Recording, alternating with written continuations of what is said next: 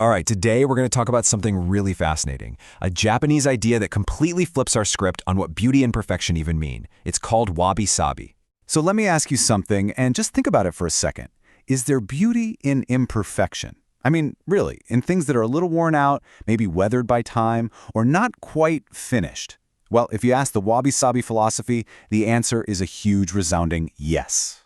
So what is Wabi-Sabi? Well, at its heart, it's this incredible Japanese art of finding beauty in things that are, simple, old, and kind of quiet. It's not about pretending flaws don't exist. No, not at all. It's about actually appreciating them, seeing the story and the character in things precisely because they're not perfect or permanent or totally complete. Okay, so to really get this, we've got to kind of break it down. Think of it like an onion. Wabi-sabi isn't just one thing. It's actually two separate ideas that came together, wabi and sabi. Let's tackle wabi first. First up, wabi. And the story behind this word is it's incredible. It started out meaning something kind of sad and lonely and somehow transformed into this idea of deep spiritual richness. How cool is that? So what does wabi mean today? It's all about that feeling of quiet calm you get from simplicity. Picture a simple handmade tea bowl, nothing fancy, or a clean, modest room with only what you need. That sense of contentment, of enoughness you get from minimalism, yeah, that's wabi. But this is where it gets really interesting. The word didn't always mean this. Originally, wabi was actually a negative word. It meant things like poverty, being without, even being lonely. But, and this is the amazing part, through the Japanese tea ceremony, the whole meaning got flipped on its head.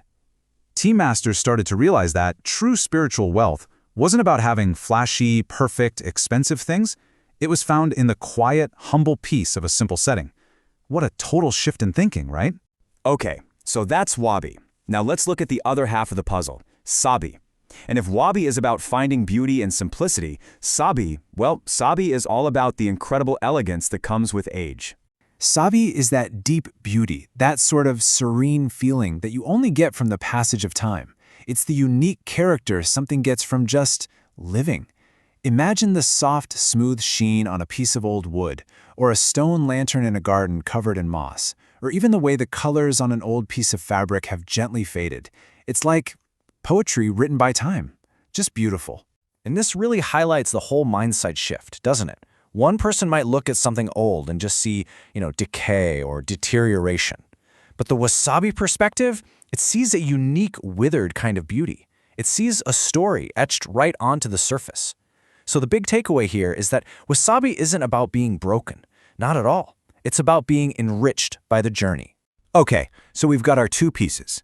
Wabi, the beauty of quiet simplicity, and sabi, the elegance of age. So what happens when you put them together?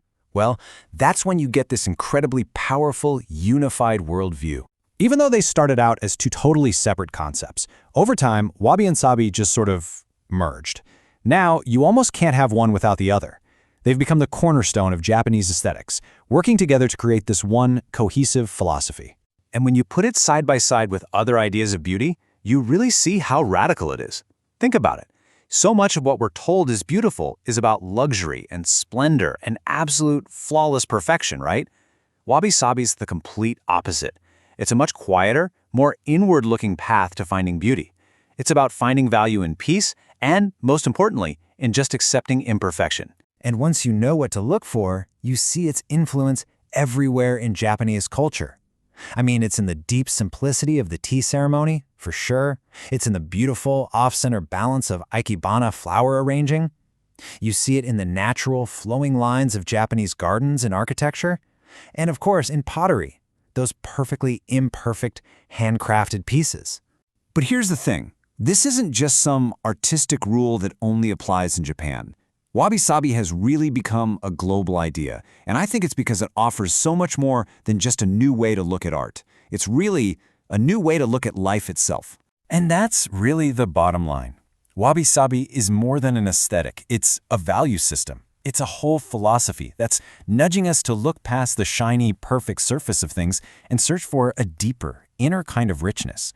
It's about finding that real sense of peace by just accepting the world and ourselves exactly as we are, beautifully and, perfectly imperfect. So I want to leave you with a question.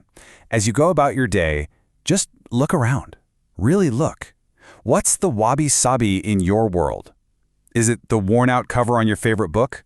A little crack in your coffee mug that you love anyway? Maybe it's just the quiet beauty of an old tree in your neighborhood. I bet if you start looking for it, you're going to find it's absolutely everywhere. Thanks so much for joining me on this one.